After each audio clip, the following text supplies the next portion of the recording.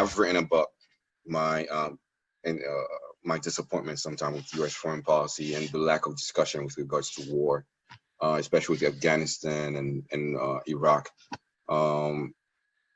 Bernie, the first time he ran, I mean, I heard about him, but when he really got me was when he during that debate against it was against Hillary and another guy, and I don't remember his name. They had a question about regarding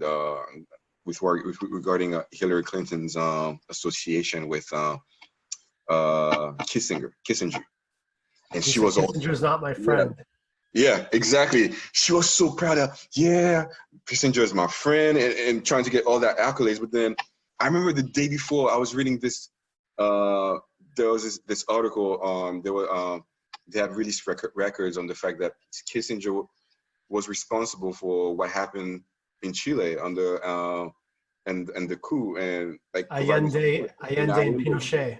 And Pinochet, yeah, and how terrible the guy was. He's a monster. Yes.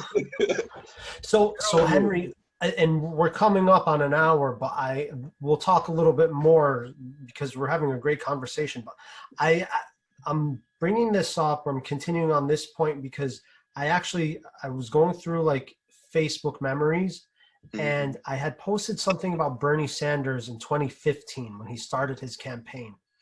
And you actually responded to that post. You said something, this was 2015. Oh. You were like, hey, Bernie is actually like anti-Palestine. I was like, what?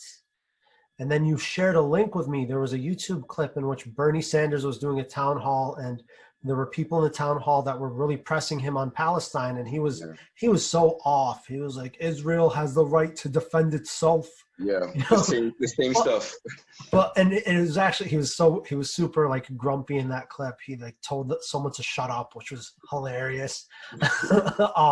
Even though like super problematic, and like, you know, here you are, like you're shutting someone up for their views on Palestine. Anyways, though, what I want to say is that we as Bernie supporters, we never got behind this kind of cult of personality. Everyone in the Democratic Party thinks that we liked Bernie because of the caricature that they had of him as a grumpy old man who was mean or whatever.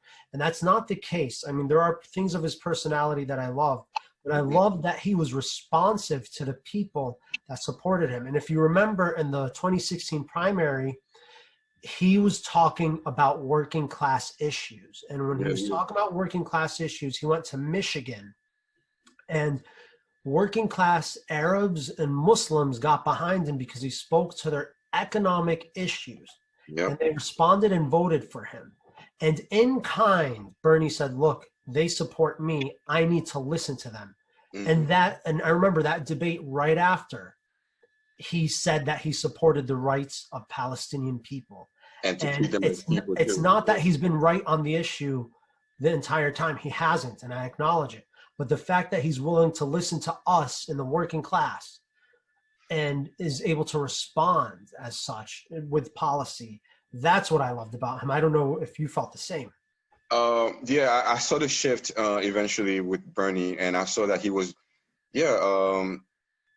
the fact that he was even willing to even talk about how we should talk to Palestine. We should treat them as human beings. You know, yes, Israel has a right to defend itself. Of course, it's a state, but Palestine should be treated fairly and equally as well. You know, the fact that he was even willing to admonish Netanyahu.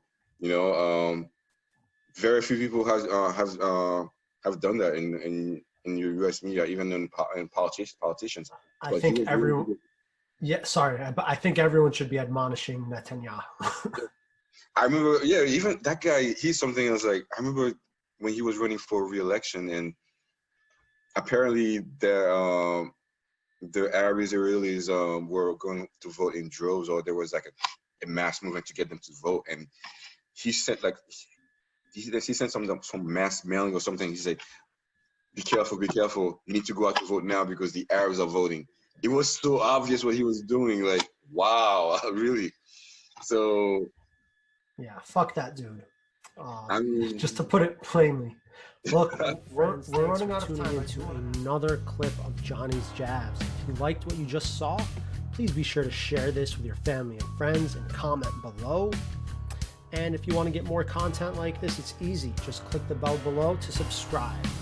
Follow me on Instagram and Twitter at Johnny Jabor. I'll catch you guys next time.